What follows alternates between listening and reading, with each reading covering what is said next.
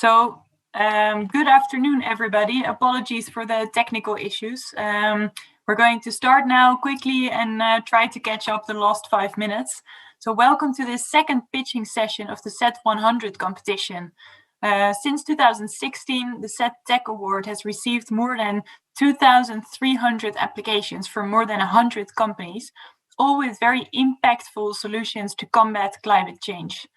This fifth year of the SET Tech Awards, there were 543 submissions from 90 countries received. And from that, the jury has selected the 100 most promising and most impactful startups. And these pitch sessions will end up with 15 finalists, so 3 finalists for each of the 5 categories. And these finalists will be announced tomorrow evening during the evening reception, so stay tuned for that. But currently, a lot of these companies will be pitching for you, so I'm looking forward to that very much. The first startup that's going to be pitching for 3 minutes is SOLPOD from Australia, which is a flexible rooftop solar system that is easy and affordable for everyone. So please go ahead.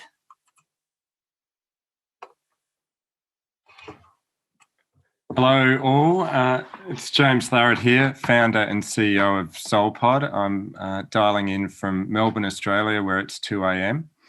At SOLPOD, we make it easier for businesses to benefit from solar through renting our redeployable SOLPODs. We founded SOLPOD in response to a very deep frustration. Back in the day when we used to fly, I'd be looking out the window when the plane came into land and I would see acres of naked rooftops without solar panels. And that was deeply frustrating for me because I knew that solar could deliver cheaper power to the grid, but most businesses were choosing not to adopt rooftop solar. And the reason is, while I say it's cheaper than the grid, that assumes a 20-year operating life, which is fine for the technology of solar, but it's not fine for the customer. Most businesses make decisions on shorter-term horizons. For example, most businesses are renters, and so they only have a few more years committed to that site. They'll probably stay longer, but only a few more years committed. Or you have landlords that worry, will the solar array be valued by the new tenant, the next tenant, when selling the property, or they might have plans to redevelop the site.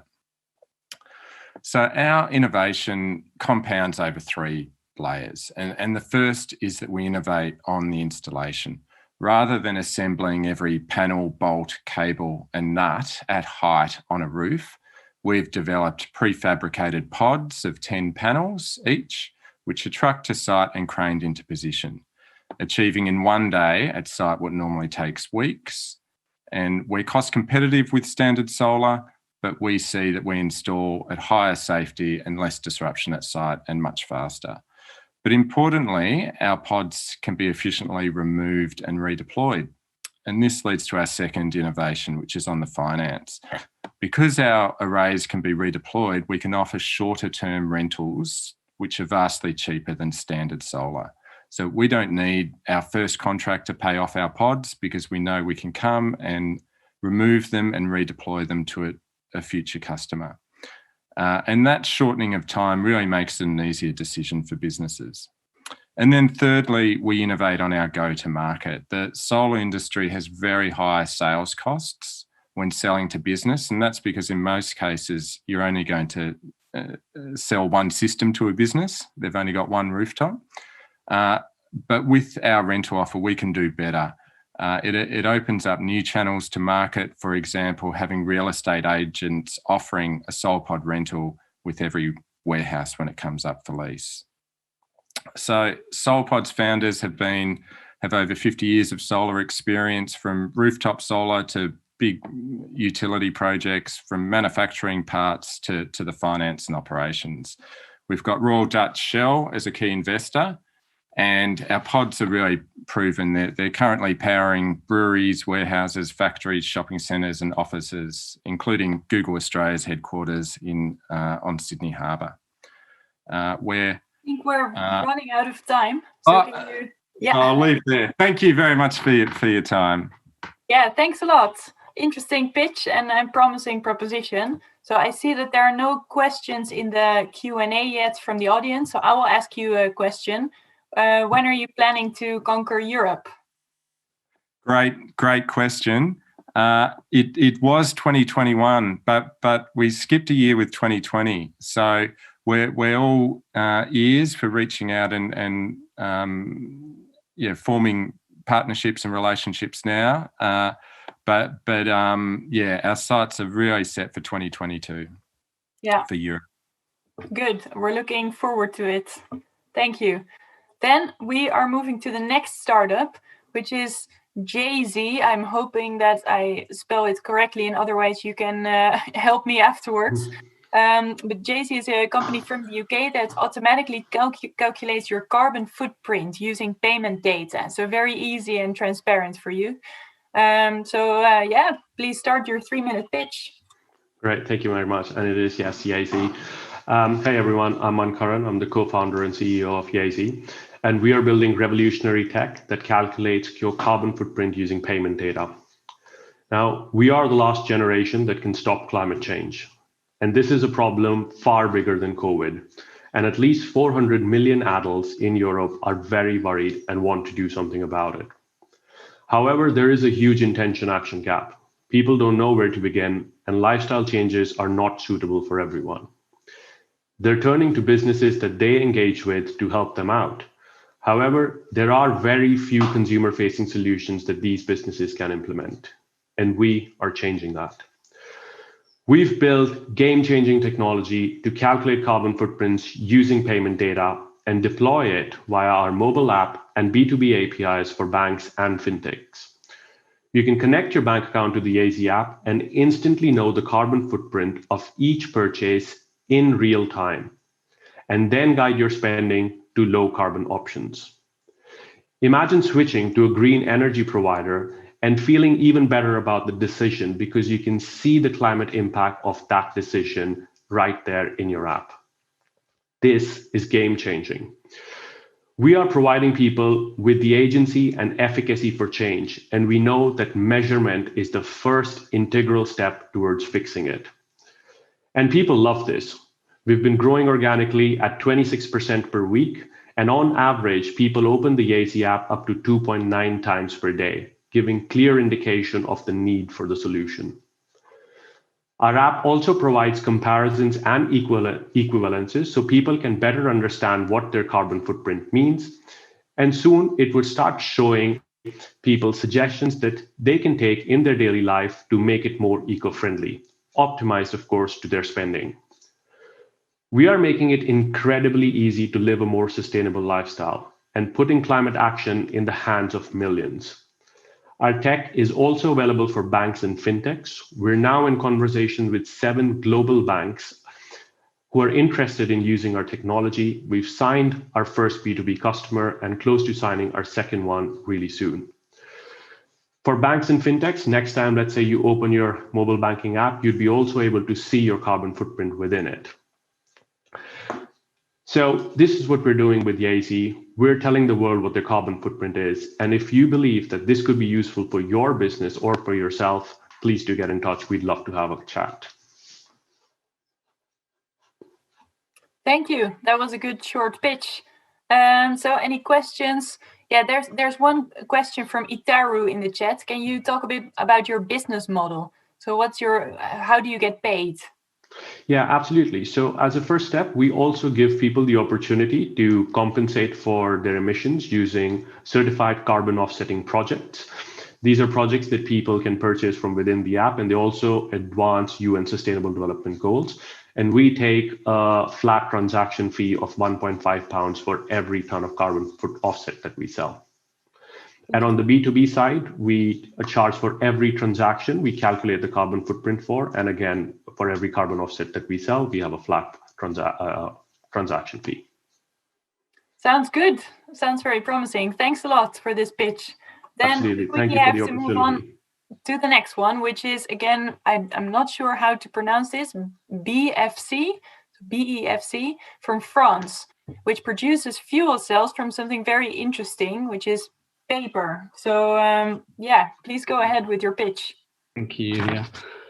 Okay, thank you everyone for the time today. My name is Dr. Jules Hammond. I'm a CEO and co-founder at BeFC.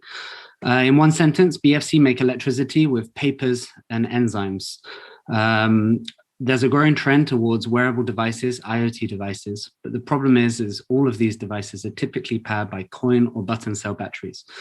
In 2020, there was an estimated 50 billion connected devices, and we believe this will only grow. The problem is the miniature batteries are very difficult to recycle. They're small and the value of precious metals inside them is relatively low. Often they require more energy to recycle than the energy recovered from the miniature batteries. The significance is 1 in 3 adults admit to throwing miniature batteries into the traditional bin, ending up in the municipal waste stream. Around 97% of miniature battery cells are estimated to be thrown into landfill or incinerated, with last year 15 billion primary battery cells estimated to end up in landfill. At BeFC, we have developed an eco-friendly energy solution for low-power electronics.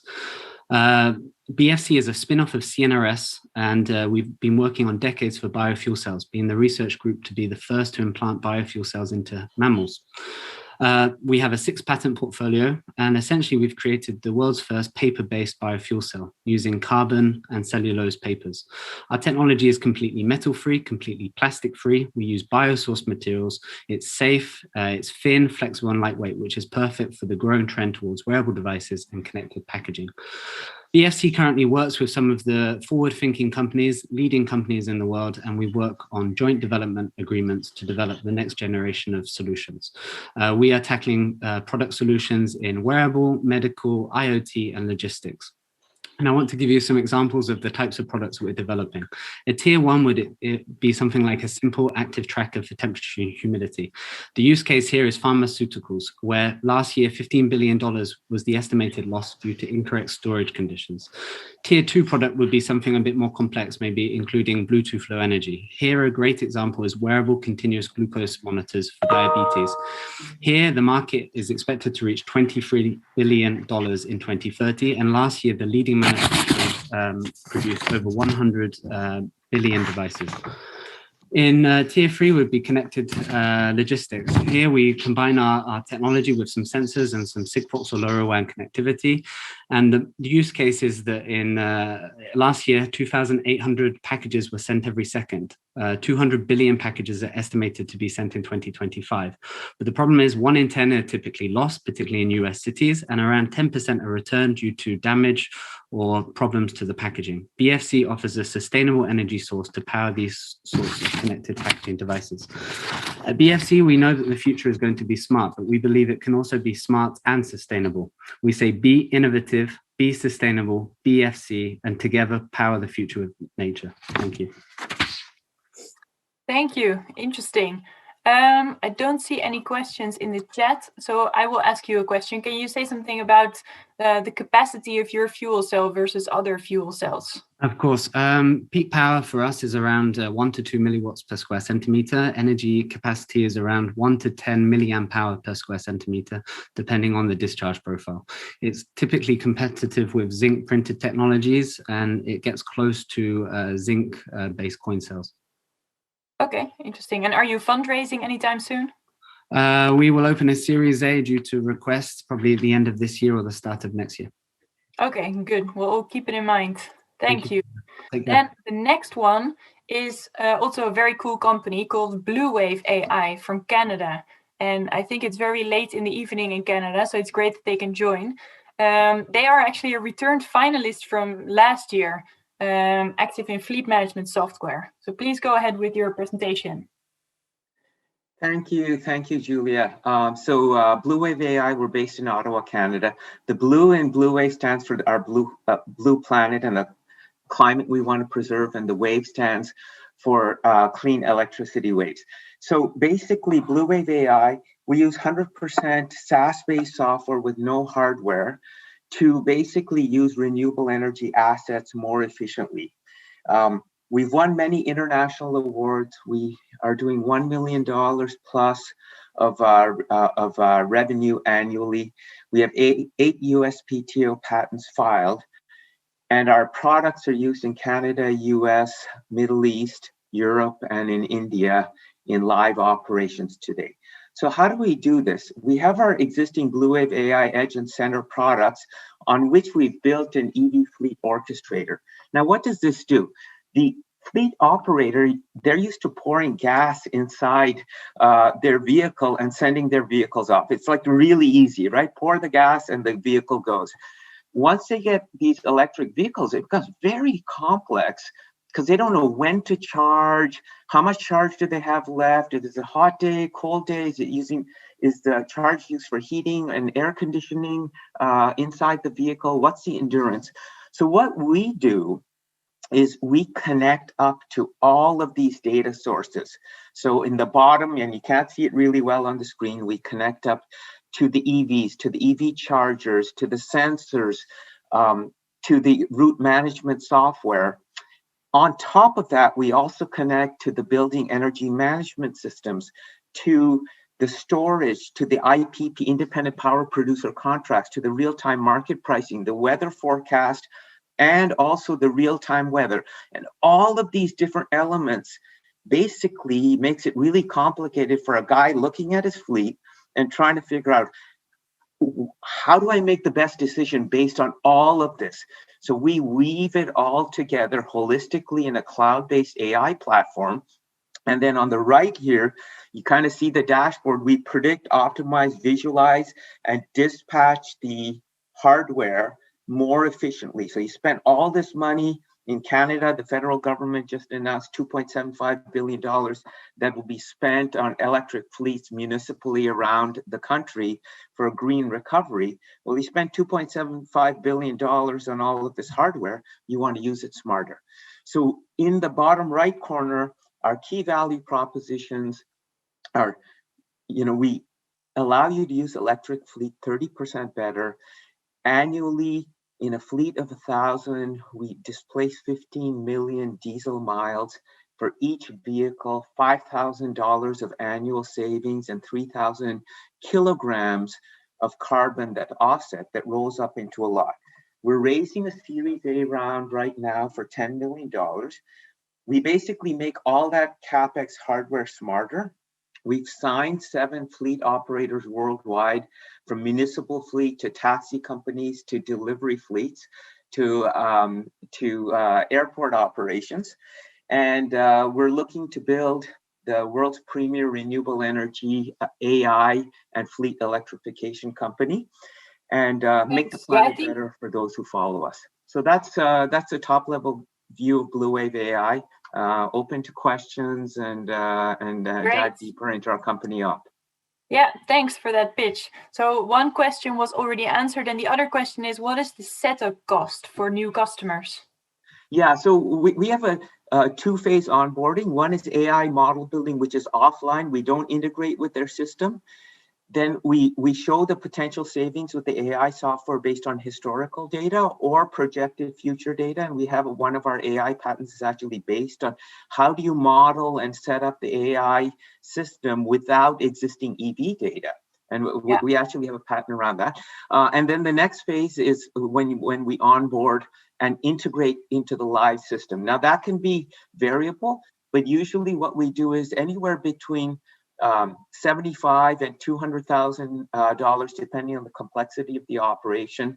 We never charge more than that, mainly because the big value to everyone is in the SaaS deployment that follows. So we tend to cross-subsidize the entry point to have the long-term benefit for the customer. Great, thank you. There are more questions in the chat, but I'm afraid we have to move on to the next one. So can you please answer them in the chat yourself? Yes. Okay, no problem. Thank you. Then we move on to Turkey, where we are going to listen to a pitch from Faradai, which is the former ReEngine. So some of you may still remember ReEngine, an industrial IoT solution. So curious to learn why they changed their name and how they are doing in their pitch. All right, thank you, Julia. Hello everybody, this is Shine. I'm co-founder and CEO of Faradai. And we are empowering the connected and intelligent energy with AI and IoT technologies.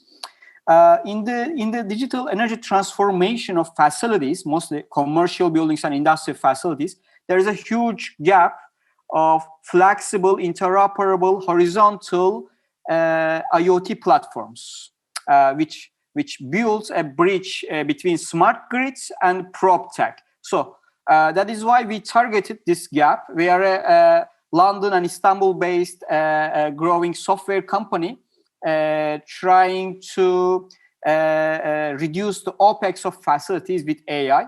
Our patent-pending cloud-based energy and sustainability intelligence solution is a software as a service, hardware agnostic, a cross-industry solution. We target industries including retail, office spaces, government, banking, manufacturing, and so on. We provide the AI-powered platform as a service solution with no-code development tools like customizable dashboards, model-driven AI tools, advanced rule engine, and most importantly, integration-ready third-party systems, plugins, let's say.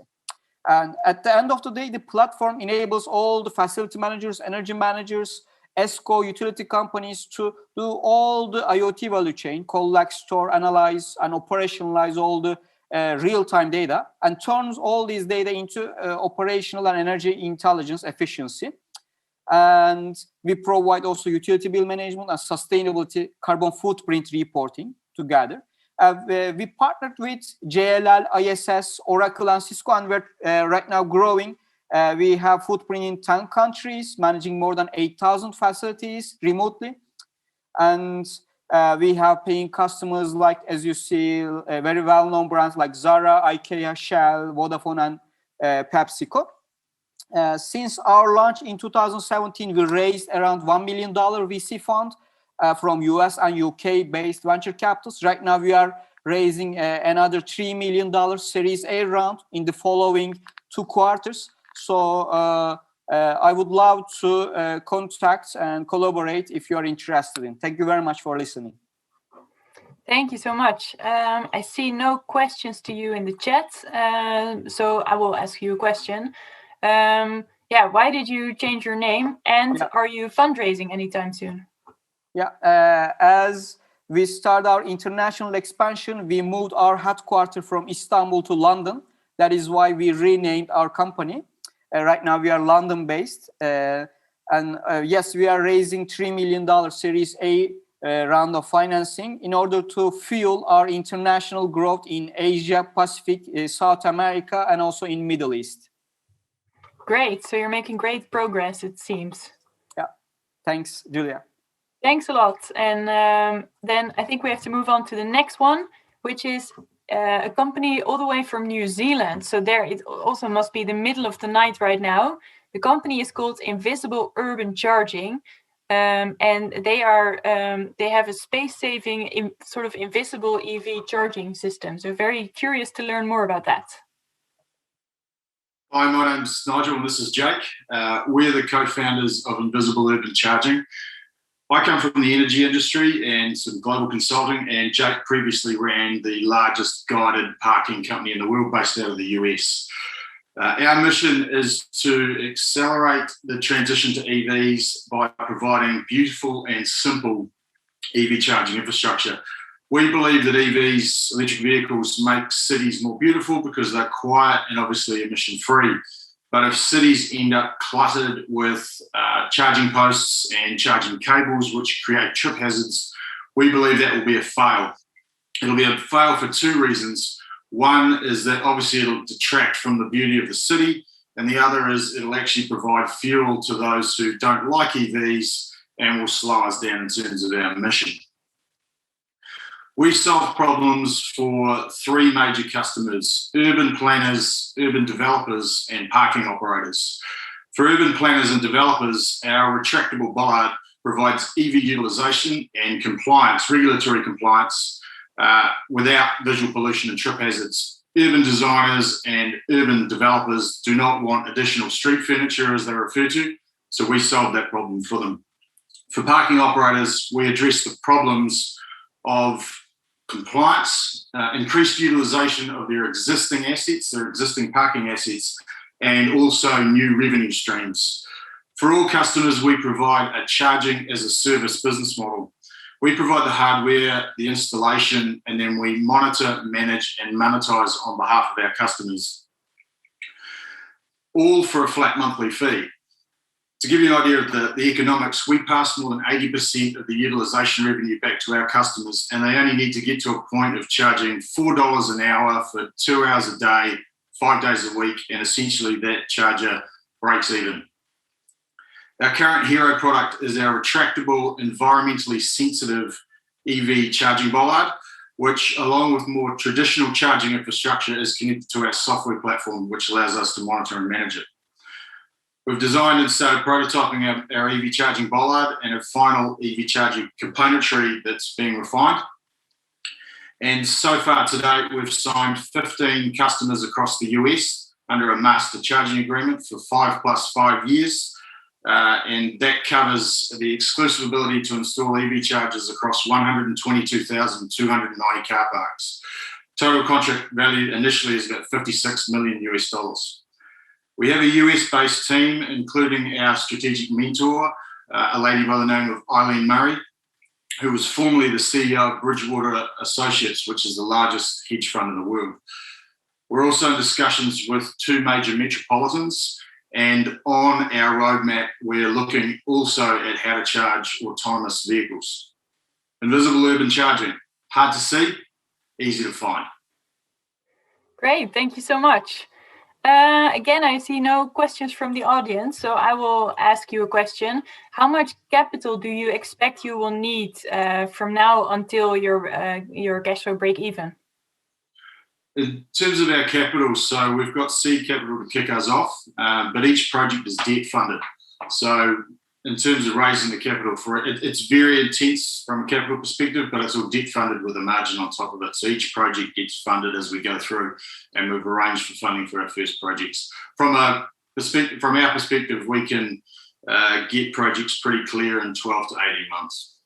Okay, great. Sounds good. Well, thank you very much for being here with us in the middle of the night. Thank you.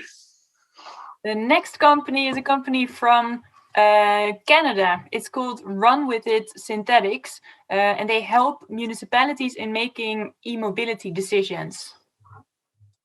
Please go ahead. Hi, my name is Myrna, and I am the CEO and co-founder of the Canadian company RunWithItSynthetics, and we're an AI-based modeling technology company started in 2014 with Dean Bittner to address mobility systems facing disrupted, complex, and unprecedented futures. RunWithIt's team and technology are currently tackling decarbonization in transportation and energy in the same place. We're finalists in the Toyota Mobility Foundation's City Architecture of Tomorrow Challenge, as well as winners of the Electric Power Research Institute's Incubate Energy Labs Challenge, and are part of initiatives exploring resilience opportunities, even using V2X during natural and human-made disasters.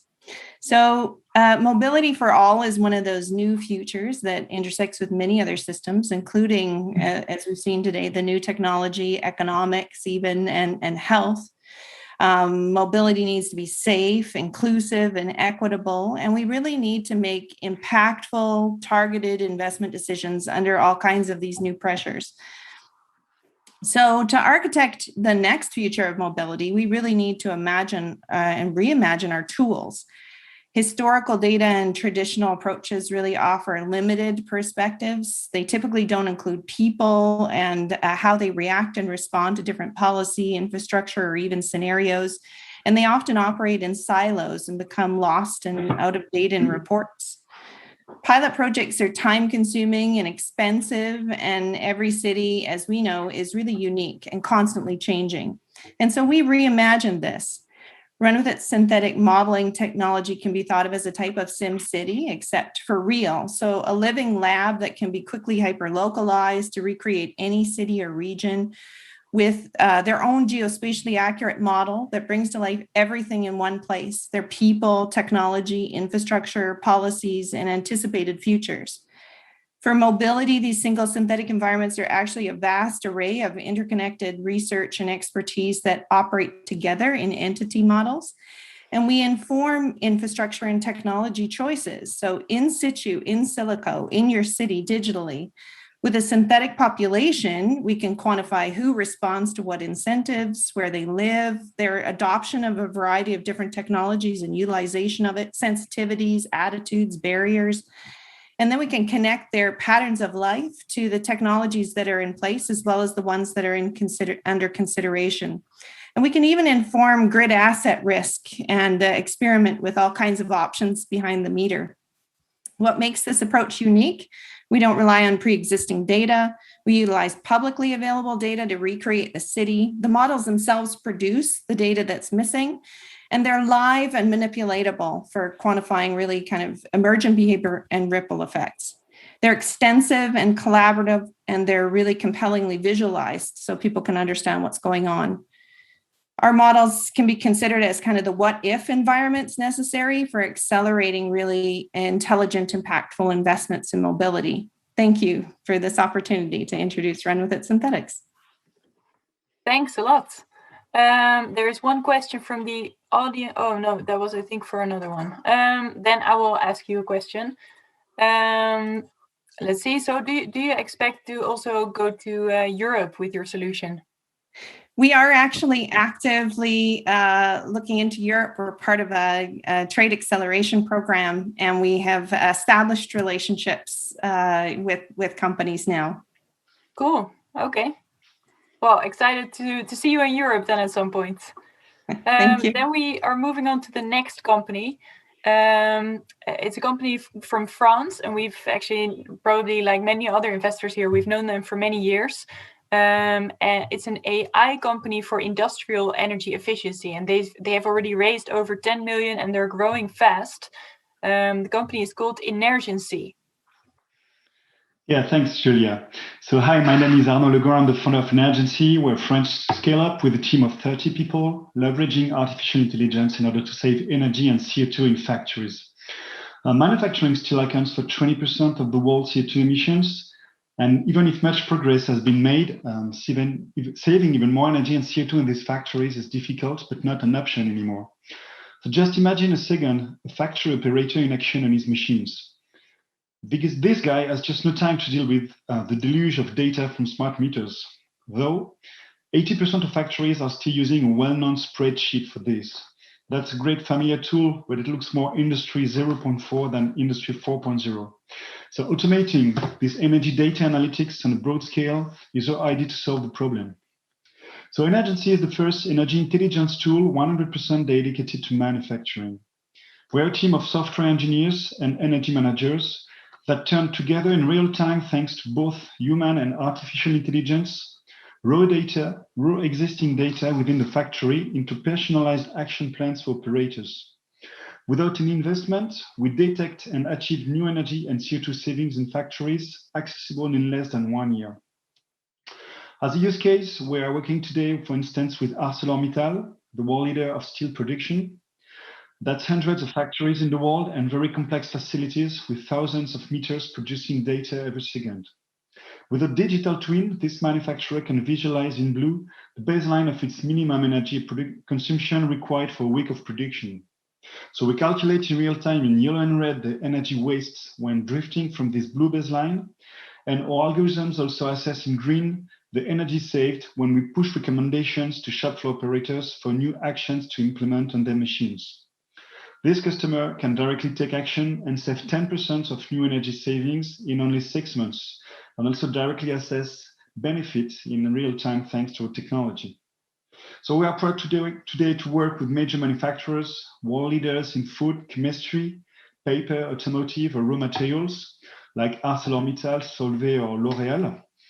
We have just settled in Germany last month, and we are now operating in 6 countries in Europe and Asia, with half of our revenues being made internationally and with a 3-digit growth. To conclude, our strategy is that most manufacturers put us at the heart of their Industry 4.0 strategy to save even more energy and CO2 thanks to us. So we are the future of energy intelligence for manufacturing. Thanks for listening, and I'll be happy to answer your questions. Thanks a lot. Thanks a lot. So question to you. How do you compete with companies like Metron, who are sort of in the same space? Yeah, they're competitors, you're right. We're different in the way that we are really focusing on the core process of the manufacturing facilities. So we are really into machines that are end users of energy. Our competitor, the main competitor you're mentioning, is more into, the production, optimizing the production of energy at the entrance of the factory. And another difference is that we are really owning our own technology. We built it from scratch. We've been working on this for 8 years. They are more a service company, leveraging on tools. That's another business model, I guess. Yeah. Okay, clear. Thanks a lot. Then we go to the next one, a company from Germany, but actually focused much more on emerging markets. We've also known them for many years. It's a financed solar as a service solution for emerging markets called Ecoligo. Great, thank you.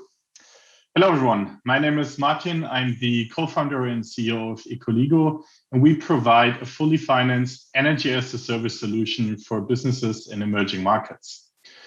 So what businesses in emerging markets are struggling with is the high cost of power.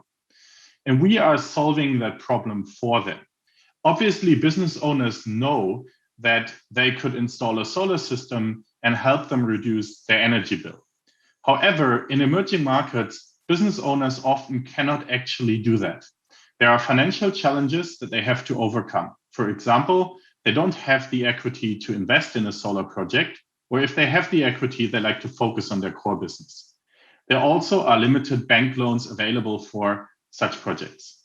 And then operationally, they like to focus on their core business and not get distracted with maintenance of a solar project. So we are basically addressing this problem by providing them a fully financed solar solution. We raise all of the capital needed for the project on the crowd investing platform Ecoligo.investments, and we qualify local engineering partners that build the projects for us. Then we take care of operation and maintenance for the duration of the contract to the customer, and we insure the asset, providing a worry-free solution to commercial and industrial customers. And by doing that, we actually can save them between 20 and 50% on their current energy expense. What also makes our model unique is that we allow private investors from Germany to invest into these projects and offering them an attractive interest rate. By doing that, we actually are channeling substantial amounts of capital into sustainable energy projects in emerging markets that otherwise would have not found their way into helping us fight climate change. To date, we have implemented 73 projects that in total are saving more than 414,000 tons of CO2 emissions. We have an annual recurring revenue of 3.3 million and are growing with more than 500% year on year. And we are on track to achieve our ambitious goal of having 1 gigawatt of installed capacity by 2025 that will equal 15 million tons of CO2 emissions avoided, which equals roughly 1.3 million German households. It also means an annual recurring revenue of 232 million that we're aiming for in the next 4 years. We're currently doing our Series B, so if you're interested in that, please feel free to reach out to me. Thank you very much. Thank you so much. Wow, that's really impressive progress that you've made. So Thank you.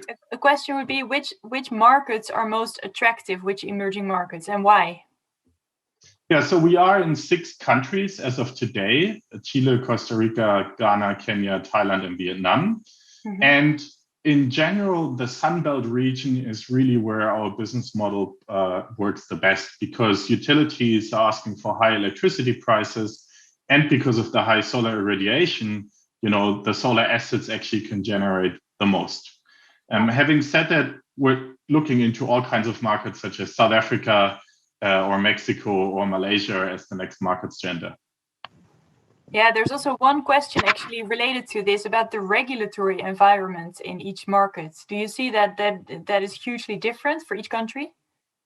It's actually mostly the same in each of the countries, as we are working behind the meter on the premises of our C&I customers. And because of that, we have in most markets freedom to do this and to offer leasing or power purchase agreements without having to face any regulatory obstacles. Okay, great. Well, thanks a lot and good luck. Thank you. We go to the next company in the south of Europe, in Italy. This company is called Volvero, and they have created a vehicle sharing app. So very curious to learn more about that. Hello, everybody. Hello, it's Marco Filippi here, and I am the CEO and founder of Volvero. Volvero is an app for sharing vehicles that connect owners of different kind with drivers of our community. We are targeting the problem of the high underutilization rate of vehicles. Indeed, for 96% of the time, cars and motorcycles or other similar vehicles remain idle, parked on the street. And all of this is happening while millions of people all over the world are trying to find the optimal solution for their mobility needs. Indeed, car rentals, car dealer, or car sharing is simply not a solution because they are too much expensive and not adaptable to the user's needs. Public transport, of course, is not always reliable and offer just limited usability. And therefore, we are proposing the perfect solution, an app that leverages the most advanced technologies in order to connect different kinds of owners, such as private owners, businesses, or also car dealers who want to shift to a new business model to rent vehicles to our community of users. We are pretty innovative because we have patented our technology that makes use of artificial intelligence and blockchain for better understanding how people are using the service, how people are driving, and thus improving the user experience both for drivers and for owners. Indeed, thanks to our technology, we are able to track how users are driving and give back feedback to owners that in that way can understand how someone drove their own vehicle, and therefore we can exclude the bad drivers from the platform. We are in the process of fundraising our first round. It's a seed round for $1.2 million United States dollar that will be used for hiring, marketing, and pushing further commercialization activities. 60% of it is already committed. So if anybody is interested, reach out, marco@volvero.com. Thanks a lot.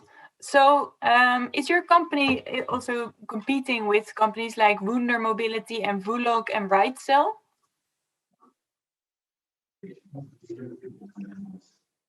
Sorry again? One question is your company competing with companies like Vulog and Wunder Mobility and RightCell? Or are you targeting a different market? We see as competitor a couple of American companies that are offering this service in the United States and are slowly expanding to Europe, and they're referring to tour and get around. Then, of course, we do have other competitors in Europe, but there are no main players yet. So the competitors are still at the local level, national level, for most of the time. Okay, great. Well, good luck then with your with closing your fundraising. Yep, thank you. Thank you. Then we're going to move to the US, where we're going to hear a pitch from a very interesting smart grid management platform for monitoring, analytics, and also control of the smart grid. So yeah, let's listen to the pitch from Camus Energy. Hey, well, thank you. Hey, we all know that an energy transformation is underway, and that's why we're here. You know, energy managers, distribution utilities, those that want the jobs, like those like industrial companies like Microsoft, are challenged to manage all the variables of the energy transition. And it's not just energy generation, it's variable loads, it's weather, And how can people safely and efficiently manage their grids while so much of it is changing? Camus Energy is enabling our customers to create a new model of utility. It's based on real-time awareness, managed adaptation, and informed planning. We provide grid management software as a service to utilities and energy asset managers to enable deep decarbonization of electricity from both the supply and the demand side. And our platform provides an integrated view of local grids, including all the networks, all the consumer data, all the asset data, and provides advanced management capabilities for balancing supply and demand. Our team, and my name is Michael Ryan, I'm a co-founder and operator here at Camus, leverages core software capabilities they pioneered for reliably managing global compute networks for internet giants such as Google, Facebook, Android, and SpaceX. And Astrid, our CEO, and the team formed the company on a mission to impact climate change and the energy transition by applying their experience, skills, and privileges and connections to make the largest impact they could on climate and energy by serving the distribution grid. And we built a team around them with members from national labs and major utilities like Pacific Gas and Electric, and consulting leaders in enterprises like GE, and have worked with Aereo Avio. So we have the team with experience successfully delivering solutions to complex problems and working across organizations and operating solutions globally. And the core problem we address is that the grid is not prepared to support more distributed, more complex, zero carbon futures without radical changes. It's really based on one-way power flows. It's built on centralized control. Its reliability is based on components with single points of failure. The visibility is bad, and the security is based on kind of like a hard shell, soft center model where it's really vulnerable. We enable this adaptation and transformation by leveraging the power of the grid as a platform. This is the distribution system operation future we see. It's an integrative approach where we take all the data sources, we integrate with arrays and substations, all the aggregators, EVs and batteries, and we pull all the information into a system to provide real-time awareness, orchestration, and market orchestration. Utilities and energy managers leverage our tools to meet their distinct community needs, and we believe local grid management is super important. We get full-scale grid data integration and basic control in the market, visibility to both supply and demand. We can apply policy-based controls for supply and management for advanced grid services, and we create two-sided markets so that the local grid can create distributed and rational control to inform both operations and automation. And this helps tame complexity, save money, and prepare for the new rates and tariffs that are coming in the energy transition. Camus is proving our ability to make an impact. We're initially focusing on distribution utilities here in the US. We founded in 2019. We have 4 utility customers and are scaling. Our customer, Kit Carson, halves their costs of energy through renewables. And they will be 100% daytime solar by 2022. And they need the DSO to make this happen. And as an example, with an energy budget of about $44 million, Kit Carson is targeting savings of about $10 million per year. Holy Cross is planning on 100% carbon-free by 2030 and is counting on Camus to enable them to orchestrate their resources to make that goal. I know a lot of people are talking about AI and machine learning today. Camus, we are the sole startup to win a U.S. Department of Energy award in the latest solar energy AI and ML grant round to work on cleaning and preparing distribution data for analysis and planning in partnership with national labs and our customers. So we have both system and AI and ML skills, and we're bringing that innovation to market in the U.S. and hope to expand into Oceania and the EU. Like our customers, Camus Energy believes that distributed energy resources will be key to the 100% clean energy future, and we want to enable a zero carbon grid. Thank you. Thanks for that pitch. It ran out a little bit in time, so I'll ask you a short question. So grid operators tend to be quite conservative. What do you see as the main use case that you see demand for today? Well, grid operators tend to be very conservative, but we are seeing any number that have radical goals. And even if they're conservative, they cannot meet their radical goals with the current software and systems they have. So we see that the smaller distribution system operators, both in the US and abroad, have the capability to be innovative. And we're working with them here in the Intermountain West in the US and across the US to make that change. And as we prove our technology there at that smaller scale, we're prepared because of our experience to scale it to larger utilities. Okay, great. Well, thanks a lot.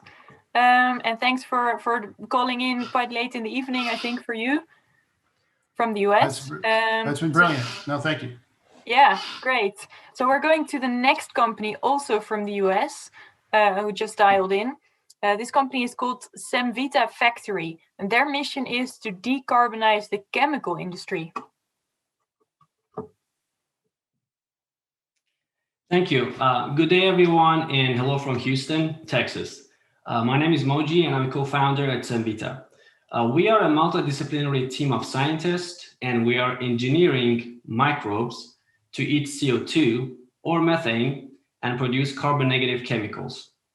We're bringing the latest and the greatest of synthetic biology to the chemical industry.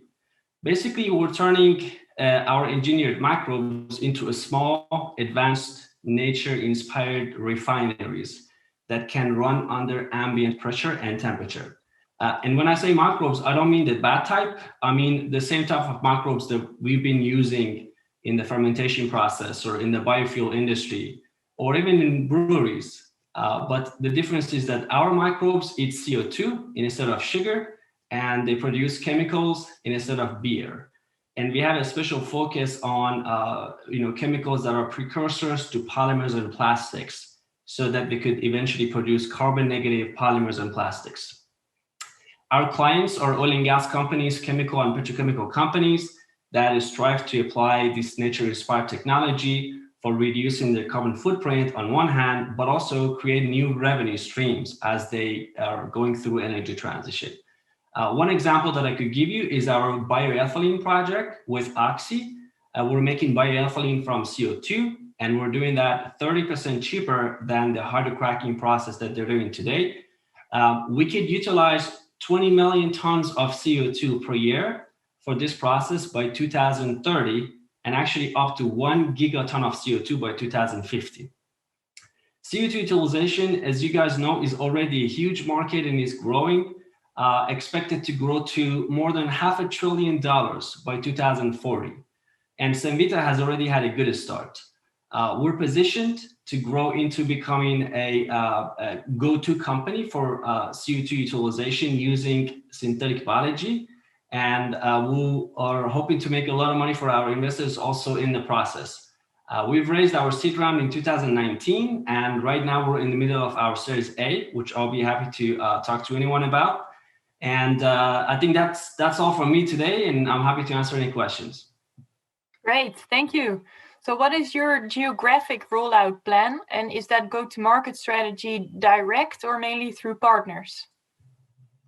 Yeah, so as of right now, we're mostly focused in the US, but through partnerships, there's several pockets that are hot spots for energy transition that we're trying to expand into post-Series A. Canada, Singapore, and Middle East in Dubai are already kind of on our radar for that purpose. Cool. Well, good luck with that. Thank you. Then we're going to move to the next company again. We're keeping the pace up. The next company is from Germany, and they have a modular EV charging solution, and the company is called ChargeX. Hello everyone, my name is Michael. I'm one of the founders of ChargeX, and we make modular charging solutions for electric cars. I think in 2020 has been the biggest year for e-mobility so far. The e-mobility transition has been so fast and accelerating, it's insane. But if you look at the story that all the OEMs of the cars tell us, it's always the same and has a flaw. They tell us that all the charging will be done along the highways with those rapid fast charging infrastructure. But in reality, most people want to charge their car where it's just standing around, meaning at home or at work. This will, if we look at further ahead markets, actually be 80% of the whole market. But if you think about your own underground parking garage, do you currently have a charging station in your underground park garage, or does everyone have a charging station at their local parking lot? For most of us, the answer will be obviously no. But why is that? First of all, the current hardware solutions are just not up to the task. They're unscalable, and if you install a lot of them, you have the problem that you have to think about load management that we have heard today a lot about. But this setup of the load management is usually very cost intense, and you need a lot of experience. So you need technically skilled electricians and so on.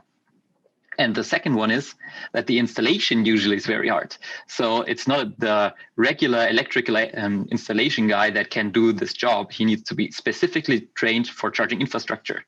And that's the reason why we don't have widespread charging infrastructure, which is currently the biggest barrier for most people to switch to clean mobility. And we wanted to change that. So we designed Aqueduct, as you can see here on the slide.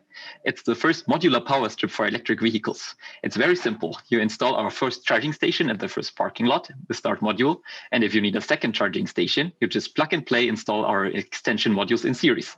And the third one gets connected to the second, and so on. For our customers, therefore, it gets very affordable because the hardware is very affordable. It's easy to install because it's all plug and play. It basically works like Lego. And of course, it's easy to scale. If you think about small and medium-sized enterprises that don't know where e-mobility is going and how fast they need to install the infrastructure. With us, they can start small and then accelerate in the future. In order for everything to work, we also have the smart charging algorithms. So we learn about the historic user behavior of the users to give the users the energy they need at the right time. So we basically match the mobility need of the people with what we have in the grid.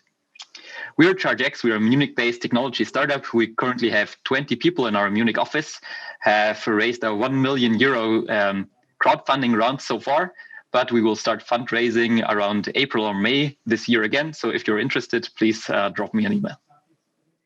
Nice, I like it. So it's a charging system that looks like Lego. Yeah, exactly. Great. So how much funding will you be raising in your Series A? Around 4 million, roundabout. Nice. And are you financing most of the hardware yourself, or is that asset financed? So basically, our customers actually buy our units. We are setting up partnerships, of course, that if a company wants to reduce the investment, they can finance it via a bank partner. But usually most customers still buy our product. So they pay you upfront? They pay us upfront. And for digital services, they can, of course, for example, if they need billing or if you want to see how much your employees charged, they will pay us a small monthly fee. So they get like a dashboard of how much each user charged, so they can then do the billing with their employees. Well, sounds good. Good luck with your fundraising. Thanks a lot. Cool. Then we go to the next company, which is a company from Estonia. And they have developed an infrastructure for micromobility, which we all know is a booming sector. So let's hear the pitch of DUCKT.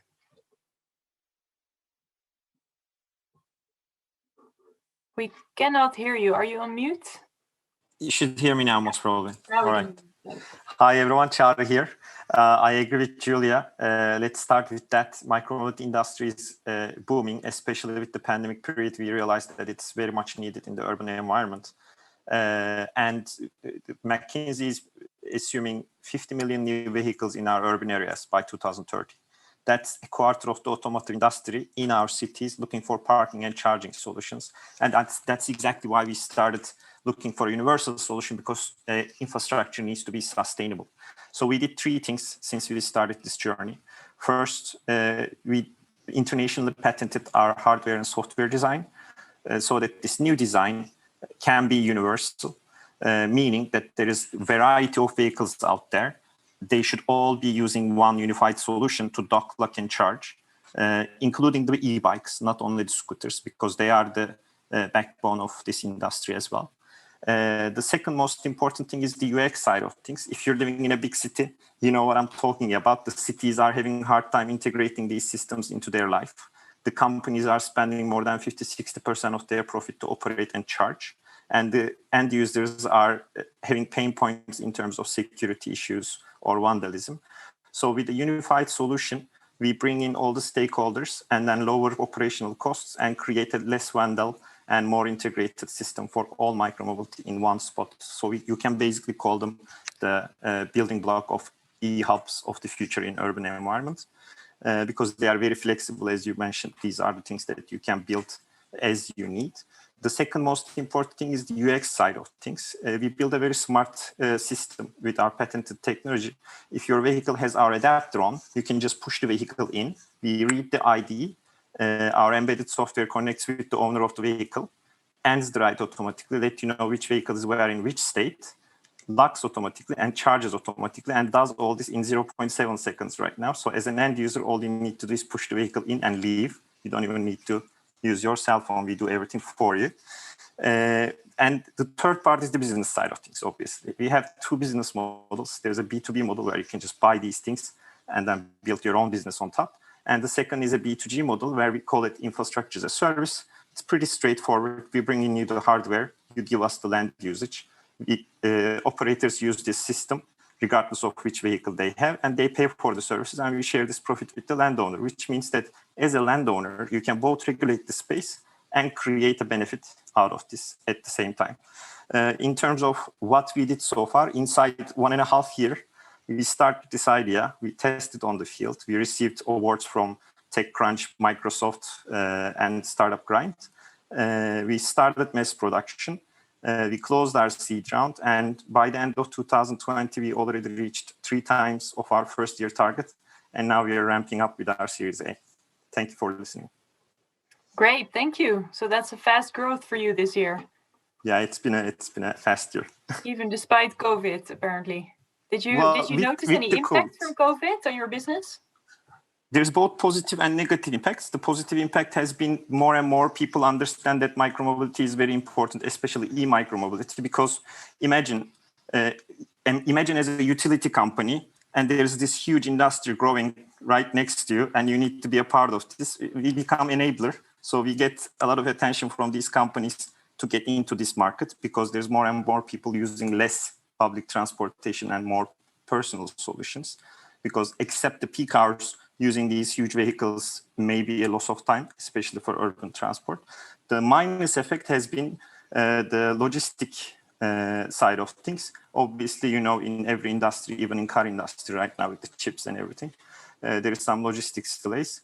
But since we are adjacent to what is happening and becoming a new industry, we affected less than other major industries. Great, that's good to hear. Well, good luck with your Series A. How much are you raising? We're raising minimum 3 million euros. 3 million euros is good for our expansion in the infrastructure as a service model, which we announced our first project last week. We are collaborating with Paris municipality and the energy company in land. This is going to be the first in Europe. We also have a project in North America. So now we are getting this investment to scale our infrastructure as a service. We already have places to put it on, attention from municipalities.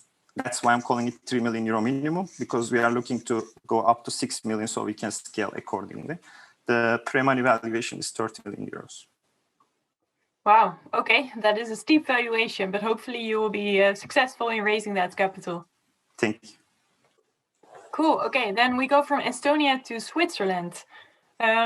We have a company from Switzerland that produces compact fuel cells that can be used for all kinds of applications, including automotive. So please listen to the pitch of EH Group. Thanks, Julia. Maybe everything but automotive. So good afternoon, everyone. I'm Chris Brandon, co-founder of EH Group, established in 2017. And whilst this decade looks like it's turning into a bit of the hydrogen decade, a bit like solar was in the early 2000s, like lithium-ion was in early 2010s, there's still a few pretty big hurdles ahead. And if we look at fuel cell technology, there's 2 major ones: cost and complexity. And that's effectively what we've tried to resolve. So what we've done is we redesigned at a microstructure level what happens in our fuel cell stacks. And the result is, firstly, we get a stack that has a much higher power density of that of our competitors, like 1.5 to 2 times. We're also able to simplify the system architecture, which means we're able to downsize or eliminate some of the auxiliary components, compressors, humidifiers, etc. You get a smaller system, lower parasitic loads, higher efficiencies. In addition, our stacks have a very low cell pitch, so much so that it's almost unaffected by gravity, hence great for mobile applications. We've had a very cool collaboration with the European Space Agency on the back of that. But this is also designed for manufacturing, that intrinsic to the design of our cells, we're able to produce them in a wholly different way. At the moment, there's like 5 or 6 different partners involved. It's expensive. It costs up to 1,000 euros a kilowatt. It's too much. Since 2018, we've been working with a Swiss industrial partner on a straight-through process, which means literally in a matter of minutes, you get a 35 kilowatt stack, like the one you can see in the back of the picture, built in a matter of like 4 to 5 minutes. And that is what's going to enable us to drive the cost down at scale to below 100 euros per kilowatt. And then you can start making more sensible technology decision about whether you should use lithium-ion batteries, in what sectors of mobility, and where you should use fuel cells. Fuel cells, as we know, are best applied to commercial applications that require range, extensive use, payload. So things like niches like forklifts, but more significantly, things like buses, heavy trucks, maritime, and even aviation. We're a team of about a dozen along the Lake Geneva here. We're expanding rapidly, and there should be 20 to 25 people by the second half of the year. We're looking for all sorts of partners, but particularly project partners and deployment partners, as well as long-term investors who share our vision and see the role for fuel cell technology. Thank you very much. Great, thank you so much. Very interesting. So there are not a lot of questions anymore from the audience. I think it's getting late for everyone. But then I'll ask you a question. So what is your strategy to scale this up quickly? Are you going to look for partnerships or more funding? Or do you have another strategy? We're going to do a bit of it all. So obviously, we can't go it alone. So we're keeping the core stack production and assembly remains in-house, but the production of the system around it, and ideally what we're looking for are partners where we co-develop the actual system for their specific application, whether they're truck manufacturers or drones or forklifts or so on and so on. So they have control over that aspect of it and the electrification of their vehicles. And we assist and optimize our stack for their solution. Sounds like a good plan. Well, gotta start somewhere. Yeah, great. Well, thank you very much. Thank you. Then all. we are moving almost to our final company. It's a company from Algeria, so that's another continent. This company has developed a simulation software for renewable energy and smart cities. The company is called Singularity Computing. Very curious about their pitch. We cannot hear you. I think you might be on mute. Sorry. Yeah, thanks. Hello, thank you very much. So I am Mohammed Labadi, co-founder of Singularity Computing. And at Singularity Computing, we develop software solutions and in fact, the operating system for simulating renewable energy systems and also smart cities and urban environments that are energy efficient and also cost effective. So our platform is we apply computational modeling and artificial intelligence to better design renewable energy systems like wind turbine, ocean energy systems, and solar panels, and also smart buildings that are that save energy and also produce like cooling and heating in a better way. And in fact, the industry of computational modeling in the energy is big, and usually companies, let's say Siemens Energy or General Electric or Renewable Energy or Vestas, they use multiple softwares to simulate and design their systems, because these systems are complex in nature. Let's say a wind turbine contains multi-physics phenomena like fluid dynamics, aerodynamics, thermal system, and also mechatronic systems. So instead of using multiple softwares where each software is developed by different software providers, we provide one solution, one all-in-one solution that allow companies to perform multi-physics, multi-scale, and also multi-systems modeling and simulation in one platforms. And also by doing this, we could save at least 80% of the software costs of simulations, and also we speed up the simulation process by a factor of 34 because we apply artificial intelligence. So the engineers will get support from a virtual engineer that will propose tens of design possibilities and options, and tens of, let's say, design capabilities.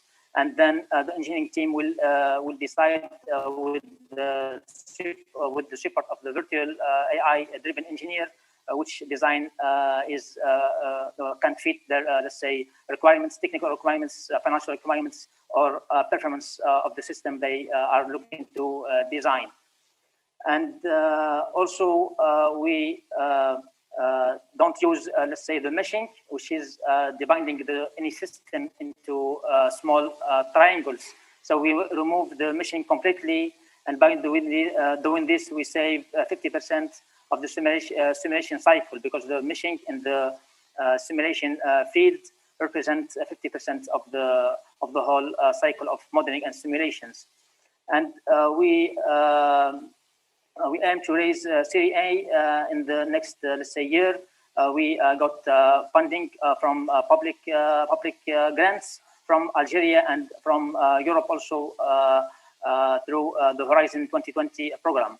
And we will use mainly the funds to hire more PhD students, because we are R&D driven company, and also to use the fund also for the sales and marketing efforts and for the international expansion.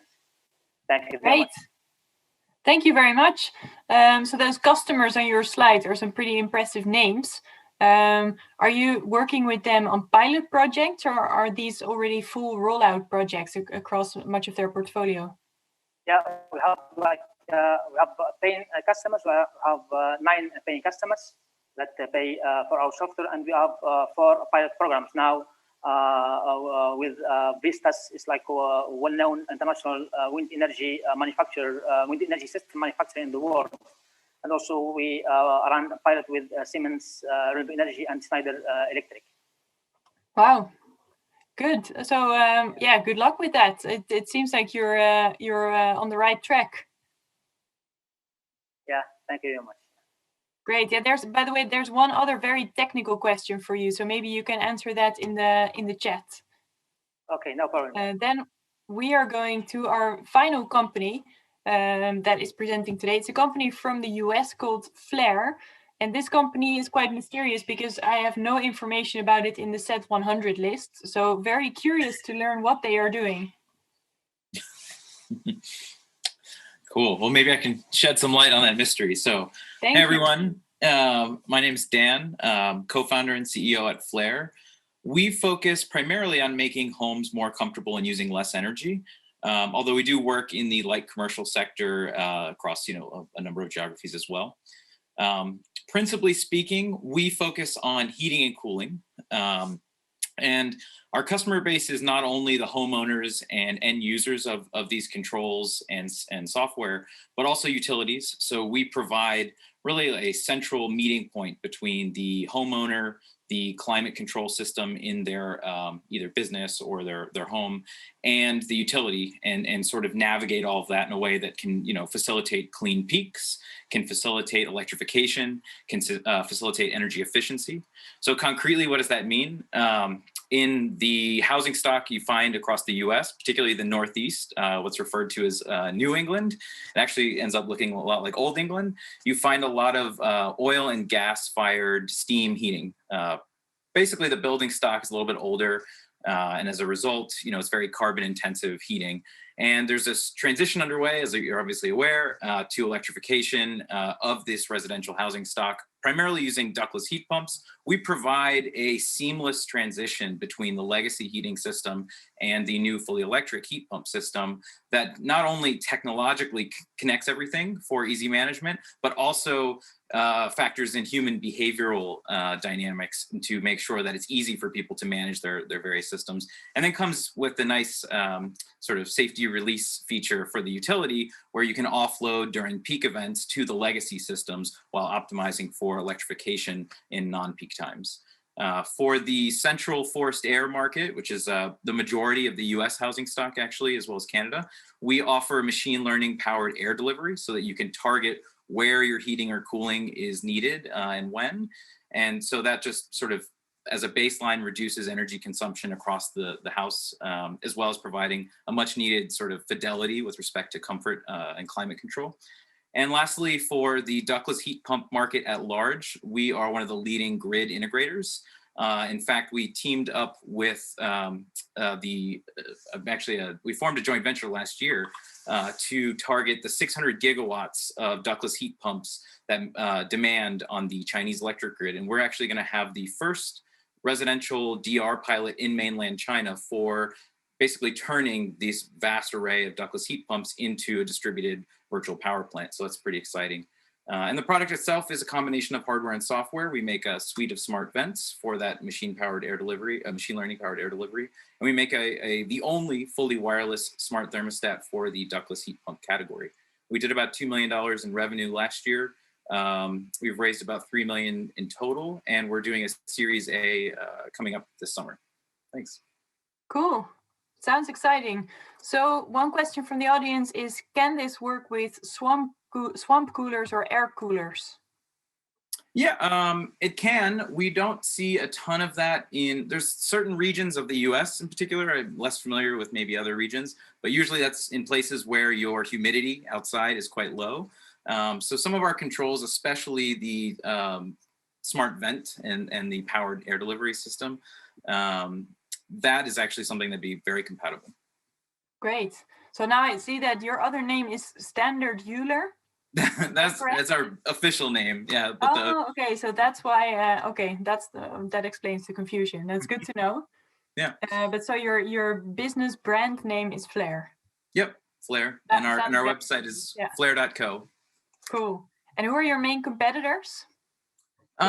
Mention one or two. Yeah, I think on the ductless heat pump side, our biggest competitor is probably a company called Sensibo. There's Tato is definitely a competitor, a German company. And on the smart vent side, we're the market leader, and we have a few people who are trying to get into the market, but we're pretty far ahead. Cool, good to know. Okay, well, thank you very much then. So this was our last pitch. So very exciting. I think we are ahead of time, so that's quite special for pitch sessions. But of course, the exciting part is also that tomorrow evening at 8:30 CET in the evening, there will be the evening reception where we are going to find out which 15 companies have made it to the finals. Also, there are a lot more other interesting side events, panel discussions, presentations, and so on. Plus, we have the other two pitching sessions on Thursday. So in the morning at 10 a.m. and then again in the afternoon at 4 p.m. So if you want to hear more pitches, then please also dial into those pitching sessions. Well, for now, thank you very much. And to the Europeans, I'm going to wish you a good evening. And then, of course, the Australians and Americans and everyone else, good night.